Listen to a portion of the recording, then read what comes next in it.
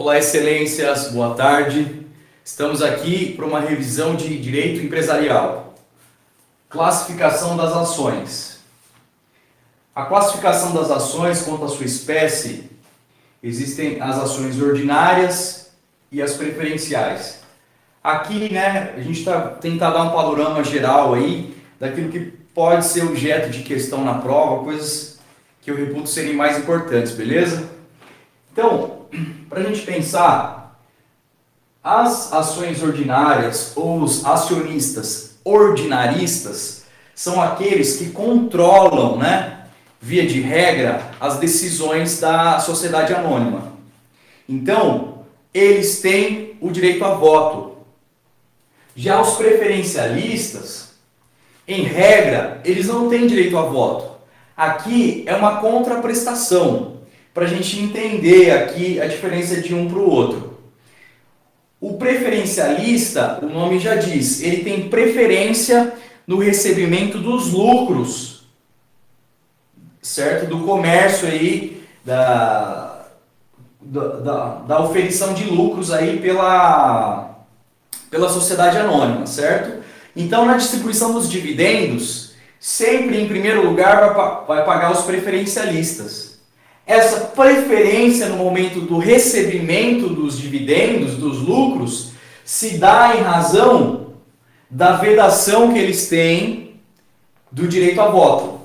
Então, é como se os ordinaristas dissessem: olha, vocês estão investindo na sociedade porque vocês querem ganhar dinheiro. Nós queremos também, mas nós queremos gerir os negócios.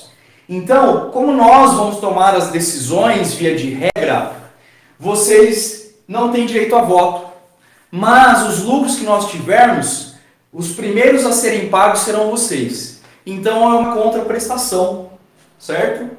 Os ordinaristas tomam as decisões de gestão da sociedade e os preferencialistas, eles têm a preferência na hora de receber esses lucros. Beleza? A principal diferença deles vai basear em torno disso aí, vai girar em torno disso. E aí tem algumas outras questões que são interessantes. Vamos primeiro aqui nas ações ordinárias, porque elas são, de certa forma, mais rápidas, para a gente revisar. Então, as ações ordinárias são de emissão obrigatória. É obrigado a sociedade anônima a emitir essas ações. Já as preferenciais e as ações de fruição são facultativas, Depois a gente vai ver melhor essa questão das preferenciais. No caso das ações ordinárias, o acionista controlador, aquele que tem o peso da decisão, do voto, porque ele tem maioria, ele tem 51% das ações ordinárias. Não é 51% de todas as ações, 51% das ações ordinárias, que são aquelas ações que dão o direito ao seu titular de decisões, de votar para decidir, certo? Então ele tem 51% das ações ordinárias. Depois, lá na frente, a gente vai ver, nós estamos vendo aqui a classificação por espécies, depois tem por forma e por classes. No caso das ações ordinárias, não admite divisão por classe nas SAs de capital aberto, certo? Divisão por classe na espécie de ação ordinária é somente na SA de capital fechado, beleza? É só dar uma revisada no material aí que vocês vão ver essa questão, Aqui é só para colocar mais como um item aqui, diferenciador. Vamos então para as preferenciais, que elas têm contornos maiores aqui para a gente analisar. Então aqui, elas não têm direito a voto em regra. Então os preferencialistas, em regra, não têm direito a voto, por quê? Porque eles vão receber primeiro. Então é como se eles abrissem mão de votar para receber primeiro os lucros. Claro, uma forma vulgar aqui de explicar. Só que essa vedação ao voto para o preferencialista, ela deve estar prevista expressamente no estatuto da SA. Beleza? Caso não haja essa previsão expressa, dizendo que o preferencialista não tem direito a voto, ele terá.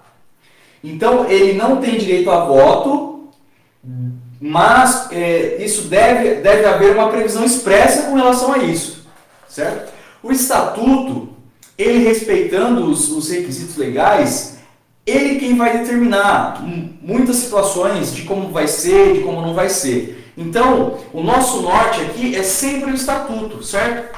Então, caso caia questões na prova de que dependem essa previsão estatutária, provavelmente o professor deve colocar isso nos problemas, certo?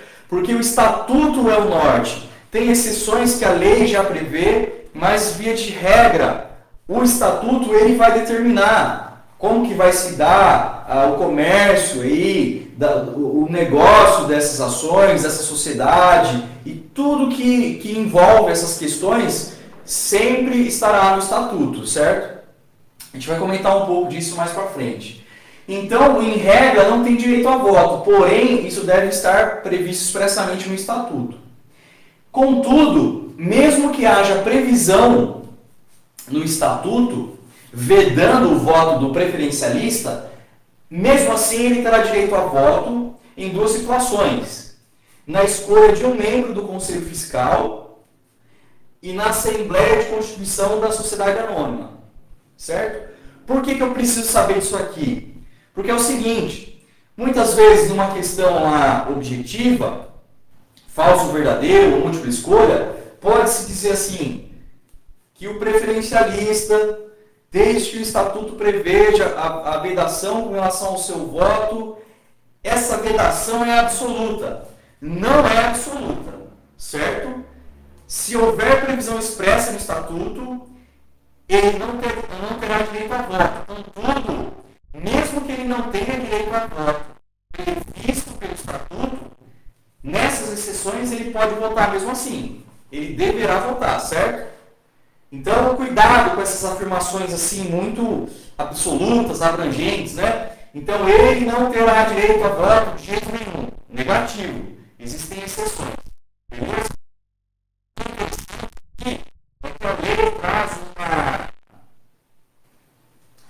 Aqui é que a lei traz uma restrição da quantidade dessas ações sem direito a voto. Certo? É o máximo de 50% das ações emitidas. Então, no máximo 50% das ações emitidas, não pode passar esse número, essas ações sem direito a voto, beleza? Talvez isso não seja a título, né, de questão na prova, é que essa ação preferencialista sem direito a voto, como eu já disse, depende da previsão do estatuto, mas o estatuto pode prever restrição do voto, né? Um voto aí mais restrito ou voto nenhum, salvo as exceções aqui que a lei prevê. Então, por isso que eu disse, tudo a gente vai se basear no estatuto, né? Depende do que o estatuto dirá, beleza? No caso aqui dos dividendos, né? Se houver lucro,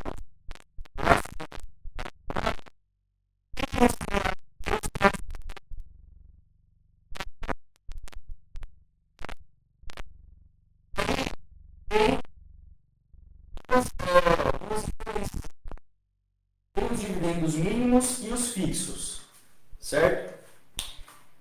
No dividendo mínimo e no fixo, eles têm a mesma lógica. Somente no final vai ter uma diferença. Qual que é a lógica na distribuição dos lucros da sociedade anônima? Houve lucros, paga os preferencialistas. Conseguiu pagar os preferencialistas? Beleza. Aqui tem uma questão importante, certo? Se o dinheiro não der para pagar a totalidade do direito a que tem os preferencialistas, vai pagar o que der. Beleza? Então, eles têm direito de receber primeiro, eles têm um valor fixado lá, né, um valor mínimo fixado para eles receberem. Caso o lucro não seja suficiente para pagar aquele valor, vai pagar o que for possível, beleza? Uma coisa que é importante, inclusive há previsão na lei da sociedade anônima, é isso que eu vou falar para vocês, é que essa preferência no recebimento do preferencialista não é a qualquer custo, certo?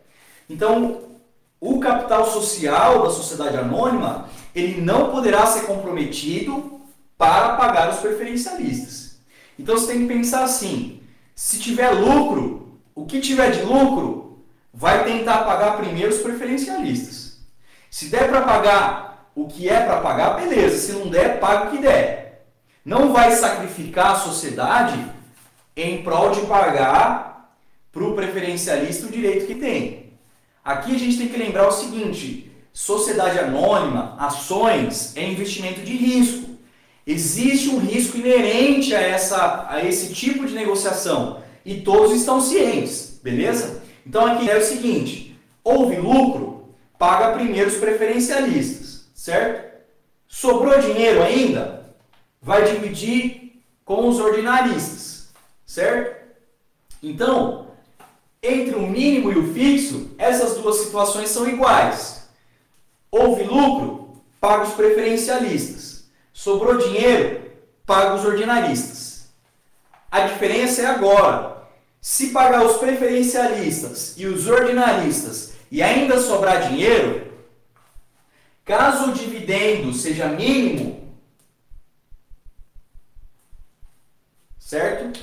Caso o dividendo seja mínimo, seja estabelecido que esse dividendo será o mínimo, o que sobrar depois de ter pago os preferencialistas e os ordinaristas será dividido por igual entre todos eles. Certo? Então vamos imaginar hipoteticamente aqui que deu 50 mil de lucro. Certo? 20 mil é para os preferencialistas. 20 mil para os ordinaristas. Deu para pagar todo mundo e ainda sobrou dinheiro. Esse dinheiro vai ser dividido por igual, né? Aquele que sobrar, no caso aqui, o nosso exemplo, os 10 mil, ele vai ser dividido por igual entre todos os sócios, beleza? Então, se o dividendo for mínimo, caso entre nessa hipótese aqui de sobrar dinheiro, essa divisão será entre todos os sócios, beleza? Agora, se o dividendo for fixo, isso aqui é importante, isso pode cair na prova uma questão de pegadinha. Se for fixo, é a mesma lógica, paga os preferencialistas, sobrou dinheiro, paga os ordinaristas. No nosso exemplo aqui, pagou 20 mil para os preferencialistas, 20 mil para os ordinaristas. Sobrou 10 mil. No caso, se for dividendo fixo, esses 10 mil serão divididos somente entre os ordinaristas. Viram aqui a diferença? Na sobra dos 10 mil, pagou todo mundo? Se o dividendo for mínimo, esses 10 mil serão divididos entre todos os sócios. Caso o dividendo seja fixo, esse valor restante só será dividido entre os ordinaristas. Beleza? Isso aqui é algo que pode confundir na hora de você fazer uma questão, pode cair uma pegadinha nesse sentido aqui. Então tem que lembrar, se o dividendo é fixo, o preferencialista ele tem preferência de receber, mas ele recebe um valor fixo e beleza. Pagou o valor fixo para o preferencialista, cumpriu a obrigação. O que sobrar de dinheiro só será dividido entre os ordinaristas. Beleza? É que a questão é que o ordinarista, ele corre, vamos dizer assim, mais risco. Tudo bem que ele está ali gerindo a sociedade, mas caso não tenha lucro que sobre para pagá-lo, né, para dividir com ele, azar o dele. O risco é dele, certo? Então, ele vai fazer, né, em tese, ele vai procurar gerir a sociedade de uma maneira que tenha lucros para os preferencialistas e para eles também. Claro, né, porque a intenção deles trabalharem, né, aí com o mercado de valores, né, mercado de ações, na bolsa de valores, enfim, o fato deles estarem no mundo dos negócios é para ganhar dinheiro, né? Então eles têm que correr atrás aí para conseguir lucros, para que esses lucros sejam suficientes para pagar os preferencialistas, porque eles têm essa preferência, e para sobrar para eles também. Então tem essa diferença, dividendo mínimo e fixo. A diferença vai ser lá no final, caso sobre dinheiro, caso tenha pago todo mundo e ainda sobre dinheiro. Só que essa questão aqui também, de dividendo mínimo e fixo, o estatuto também deve trazer uma previsão expressa. Lembra que eu falei que o estatuto é o nosso norte? Ele que vai ali deliberando de como as coisas, as questões são resolvidas, como que as decisões são tomadas, aí de uma maneira global em relação à sociedade anônima. Dividendo mínimo e fixo tem que estar previsto no estatuto. Caso não esteja previsto, os preferencialistas eles têm que ganhar 10% a mais no mínimo do que os ordinaristas, certo? Então, dividendo mínimo tem essa diferença, mas precisa haver previsão no estatuto. Caso não haja previsão, vale a regra dos 10% a mais para os preferencialistas, beleza? Outra coisa que é muito importante, e aqui vai ter um desdobramento muito pertinente com relação ao direito de voto, é a questão do dividendo cumulativo e não cumulativo. Essa questão aqui também precisa haver previsão expressa no estatuto. O estatuto precisa dizer, olha, esse dividendo é cumulativo. Caso não haja previsão expressa, caso haja omissão, você vai presumir que esse dividendo ele é não cumulativo, certo? E a gente vai entender a diferença agora. No dividendo cumulativo, como que funciona isso? Lá no artigo 111, parágrafo 1º da Lei de Sociedade Anônima, salvo o melhor juízo, né? Esse artigo, ele traz uma previsão de que a condição do preferencialista não votar é ele receber os lucros primeiro, certo? Mas caso ele não receba esses lucros por alguns exercícios da atividade econômica da sociedade anônima, por exercício você pode entender ano, certo? Então, para cada exercício fiscal, caso esse acionista preferencialista não receba dividendos, essa restrição ao voto vai cair e ele vai subir de volta com esse direito ao voto, certo?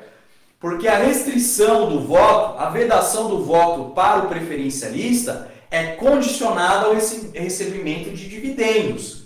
Caso ele não receba por um prazo estabelecido pelo estatuto, essa vedação cairá e ele voltará a atuar na gestão da sociedade, né? Procurando ajudar a que ela volte a entrar nos rumos aí para voltar, né, a conseguir lucros. O que é interessante é que esse artigo, ele traz na sua redação, expresso assim, não superior a 3 exercícios.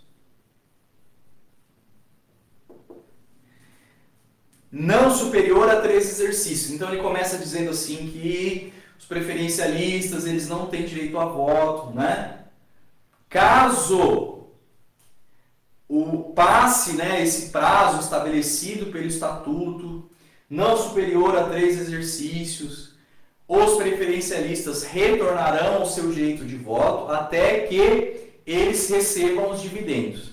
Então a lógica aqui é o seguinte: preferencialista em regra não vota porque ele quer receber os lucros e ele recebe primeiro. Caso ele não receba, ele é restabelecido no direito ao voto. O que eu quero falar para vocês aqui é o seguinte, que a lei, quando diz não superior a 3 exercícios, ela não está fixando que serão 3 exercícios que precisarão ficar inadimplentes. Eu vou explicar melhor. Vamos imaginar hipoteticamente aqui, ó.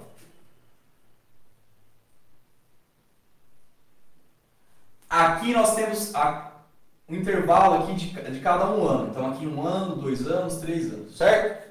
Então vamos imaginar hipoteticamente que no primeiro ano o preferencialista tinha que receber R$ 5,00 de lucro sobre as ações. Encerrou-se o exercício, né, do ano e ele não recebeu. Se é cumulativo, aqui no segundo ano ele vai ter que receber R$ 10,00. Certo? Vamos imaginar hipoteticamente que encerrou o segundo exercício e ele também não recebeu. No terceiro exercício, R$ 15,00, certo? Então vai cumulando esses dividendos que ele não recebeu. Essa questão aqui da lei, né, a gente pode interpretar desse jeito, eu vou fazer assim, depois eu vou explicar qual que é a diferença que está aqui. Então passou 3 exercícios, ele não recebeu, então nesses 3 exercícios aqui, ó, ele não tinha direito a voto, certo? Só que ele não recebeu. E a condição para que ele não vote é o recebimento de lucro. Caso ele não tenha recebido nesses 3 exercícios consecutivos, aqui no 4º exercício ele volta a ter o direito de voto. Certo? E aí os ordinaristas terão que pagar todos os dividendos cumulados, aqui no nosso exemplo R$ 15,00, para que o preferencialista volte a receber a vedação do voto, beleza? Então ele deixa de votar para receber lucro. Caso ele não receba por 3 exercícios consecutivos, no 4º exercício ele volta com direito de voto e ele permanecerá assim até que ele receba todos os dividendos atrasados cumulados, certo? Caso não seja cumulativo, passou aqui o primeiro exercício, tem que receber R$ 5,00. Ele não recebeu. No segundo exercício, não vai ser R$ 10,00. Vai ser R$ 5,00 também. Certo? Então aqui, no final do segundo exercício, os ordinaristas teriam que pagar R$ 10,00 caso o dividendo fosse cumulativo. Caso ele seja não cumulativo, se eles pagarem R$ 5,00, está tudo certo. Beleza até aqui, gente?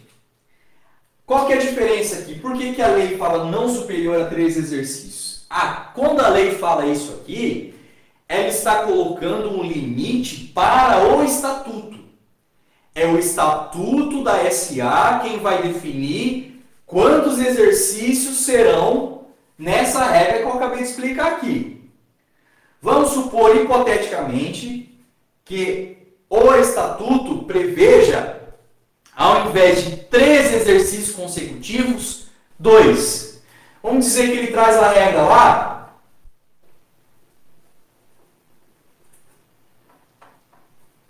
Dizendo assim, ó. Então, após 2 exercícios consecutivos, caso não haja pagamento de dividendos para os preferencialistas, eles retornarão com seu direito a voto. Então, encerrou 2 exercícios, no terceiro, eles não receberam, então eles têm direito a voto. Entenderam isso aqui, gente? Então, essa questão dos 3 exercícios, a lei não está estipulando automaticamente que serão 3 anos consecutivos que os preferencialistas, caso eles não recebam por 3 anos consecutivos, eles voltarão no direito de votar. Não é isso. Quando ela diz não superior a 3 exercícios, ela está estabelecendo uma regra para o estatuto da sociedade anônima, dizendo, olha, a regra quem vai definir é você. Você pode escolher que seja 1 exercício, que seja 2, não pode ser superior a 3. Beleza? Então tomem cuidado com isso aqui. Leiam lá o artigo 111, parágrafo 1º, salvo o melhor juízo, né? Entrem no material e procurem essa questão aqui, que vai estar descrito o artigo lá. E a redação do artigo é mais ou menos assim: o prazo previsto no estatuto não superior a 3 exercícios. Então, esse não superior a 3 exercícios está limitando o estatuto, dizendo assim, ó, o estatuto não pode prever que serão 10 exercícios para o preferencialista ficar sem receber, para depois ele tenha direito a voto. Não, certo? Ele está colocando um limite nesse ponto. O estatuto não pode prever mais que 3 anos, certo? Mas o estatuto pode prever menos que 3 anos. Então essa aqui é uma questão que eu reputo ser importante, porque essa limitação dos 3 exercícios é para o estatuto e não para os acionistas de uma forma direta. Tem uma olhada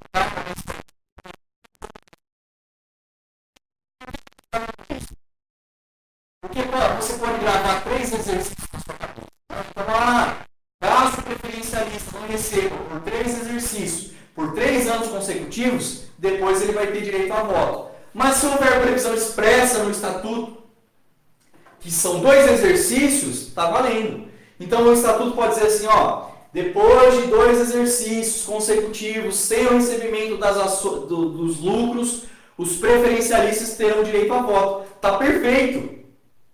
Entenderam aqui? Não superior a 3 exercícios é uma limitação para o estatuto. Ele vai definir qual é o prazo. Certo? Olhem com calma essa questão, isso é muito importante. Beleza? Então aqui,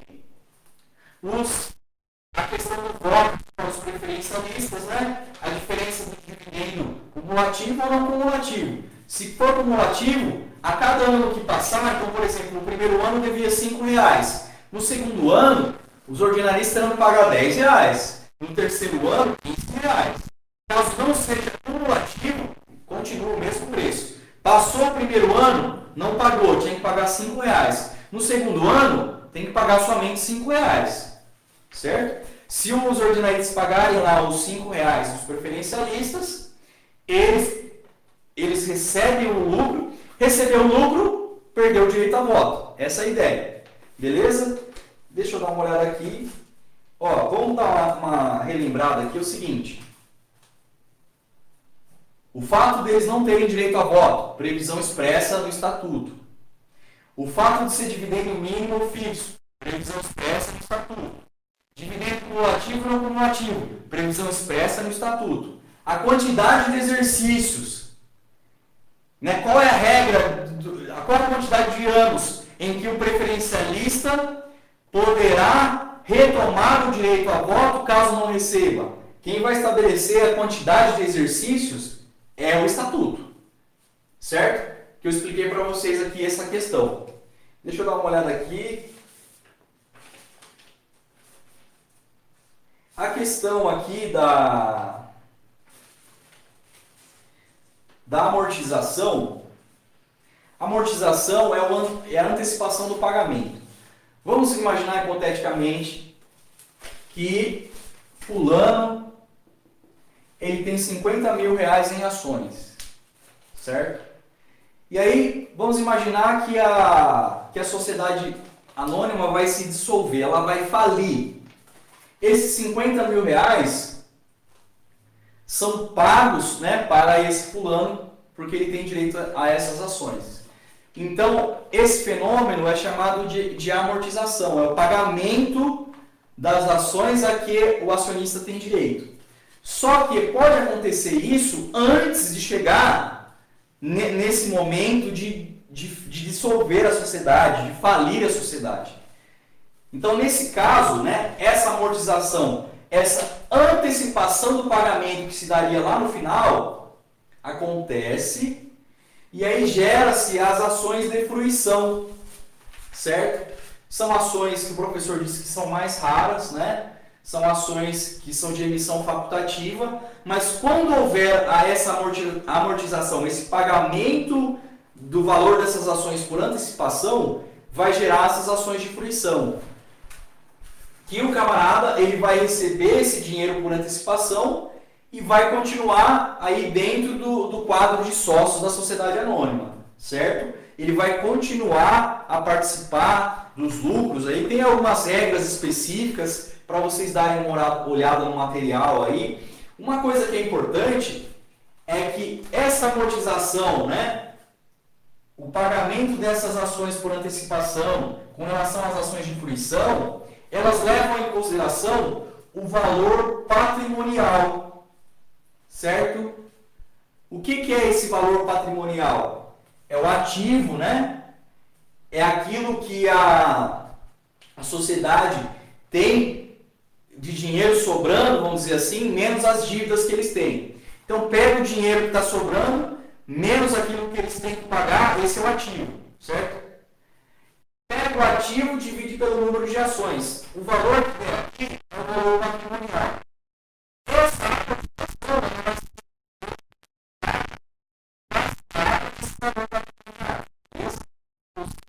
salvo engano, essa foi uma questão aí da prova que está colocou no grupo. Beleza, aqui pessoal, com relação à classificação das ações, lembrar que tem bastante regrinha no caso das ações preferenciais, certo? Tentem sempre lembrar, é o estatuto quem vai dizer. O estatuto que tem que restringir ou vedar o voto do preferencialista. O estatuto que tem que dizer se o dividendo é mínimo, se é fixo. Caso não haja essa previsão expressa, a regra será de ser pago 10% a mais para os preferencialistas. É o estatuto quem vai dizer se o dividendo é cumulativo, se não é cumulativo. É o estatuto quem vai dizer quantos são os exercícios a que os preferencialistas vão esperar sem receber para que eles voltem a ter o direito de voto. O código veda que o estatuto preveja mais que 3 anos, certo? Mas o prazo quem vai dizer é o estatuto. O estatuto pode trazer a previsão de 2 anos, por exemplo. Beleza, pessoal? A questão aqui da amortização e das ações de fruição. Aqui é uma pincelada geral, certo? Fiquem bastante atentos nessas questões aqui, principalmente com relação ao voto, que tem mais desdobramentos, né? Pode ser aí objeto de questão na prova. E eu espero que vocês aí fiquem atentos, né? O professor, ele tem assim um perfil de trazer perguntas refinadas, né? Da gente ter que conhecer bem a matéria aí. Tem outras classificações lá das ações, como a conta forma e conta classe, né? É uma coisa tranquila, né? Dá uma olhada lá no material. Eu procurei trazer isso aqui para vocês porque tem mais desdobramentos, né? Trazer alguns pontos aí importantes que o pessoal pode ter ficado na dúvida, né? Então, deem uma olhada aí nesse vídeo com cuidado, com carinho, principalmente nessas questões aqui dos preferencialistas, que é um assunto que tem mais desdobramento e pode trazer aí pegadinhas, pode trazer perguntas, confundindo os conceitos, misturando os conceitos. Beleza, pessoal? Eu vou tentar fazer mais vídeos aí para vocês, sempre com a intenção de procurar ajudá-los, né? E vamos ver se a gente consegue fazer aquela revisão aí em geral, né? Meus horários eles estão meio restritos, mas eu vou fazer o possível para a gente conseguir revisar a matéria, para que todo mundo consiga ir bem na prova, beleza? Obrigado pela atenção aí, pela paciência, até mais!